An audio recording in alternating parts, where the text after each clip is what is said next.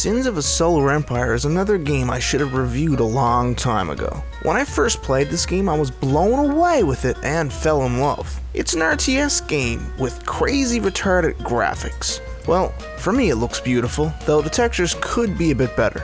Space in this game is elegant and really does a good job of just being what it is, a space RTS game. You'll start out with almost nothing like in every other RTS game, and capturing resources is more than just going in the woods and cutting down a few trees. Instead, you'll have a colonizing ship to capture planets. You'll have money, crystal, and metal to worry about here. Gathering money will mean having a large population, and you'll need crystal and metal to build your fleets. And I'm telling you, the fleets are fucking massive. Anyways, before I get there, you'll need to build a small fleet for defending or attacking, depending on how you play. But the catcher here is that you'll need points in fleet logistics, which will need to be purchased. There are two types of fleet logistics, like a dick and a cunt. Anyways, one will... Yeah, I know that was random, but anyways. One will be for how many capital ships you can maintain, and the other will be for the smaller ships. With Rebellion, you'll get Titans. They are fucking amazingly wicked capital ships. And you can also build space stations. The game is packed full retardedly with all kinds of things you can build. On top of that, you'll get cruisers and capital ships. The other ships are smaller, but in large fleets they can be devastating. Some will have missiles that do damage to capital ships easier, while others will be for combat with regular ships. Of course, a ship that fires missiles will be susceptible to smaller attack ships. You know where I'm going with this.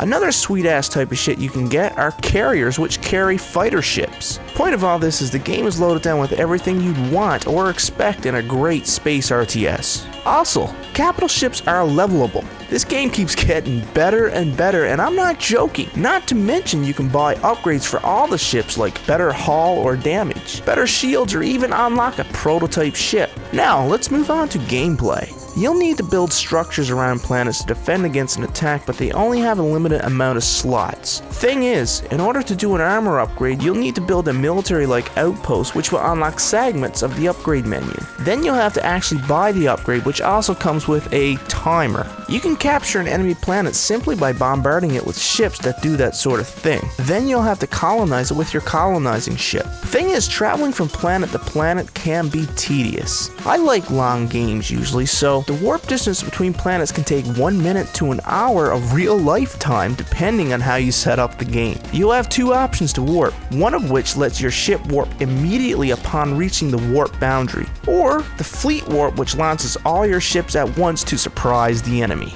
Fuck! On top of all that, you can build super weapons which can simply decimate a planet from anywhere on the map with a massive cooldown timer.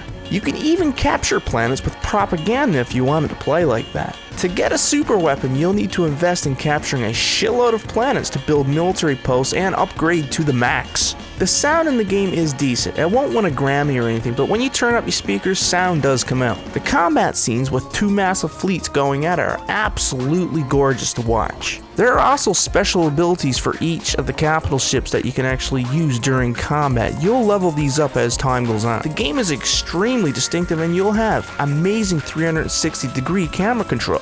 I'm telling you now, it's a game to try it if you haven't and are into RTS games.